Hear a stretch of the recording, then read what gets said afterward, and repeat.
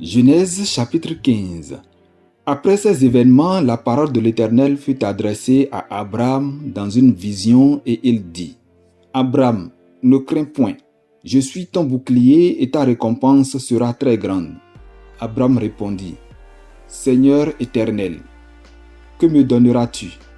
Je m'en vais sans enfant et l'héritier de ma maison, c'est Eliezer de Damas.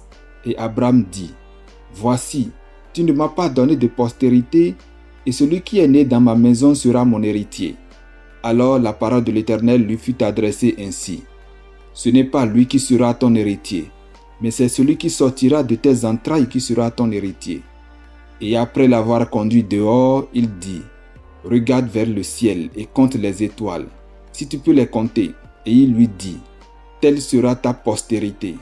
Abraham eut confiance en l'Éternel, qui lui imputa à justice. L'Éternel lui dit encore : Je suis l'Éternel qui t'ai fait sortir d'Ur en Chaldée pour te donner en possession ce pays. Abraham répondit : Seigneur Éternel, à quoi connaîtrai-je que je le posséderai ?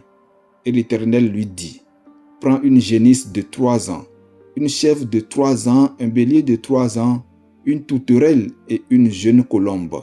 Abraham prit tous ces animaux, les coupa par le milieu et mit chaque morceau l'un vis-à-vis de l'autre, mais il ne partagea point les oiseaux.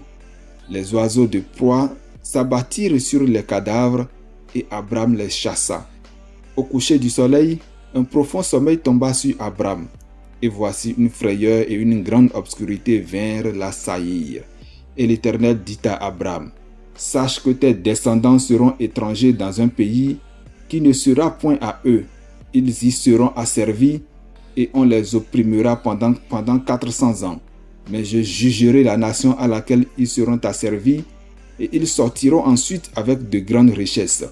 Toi, tu iras en paix vers tes pères, tu seras enterré après une heureuse vieillesse. À la 4e génération, ils reviendront ici, car l'iniquité des Amoréens n'est pas encore à son comble.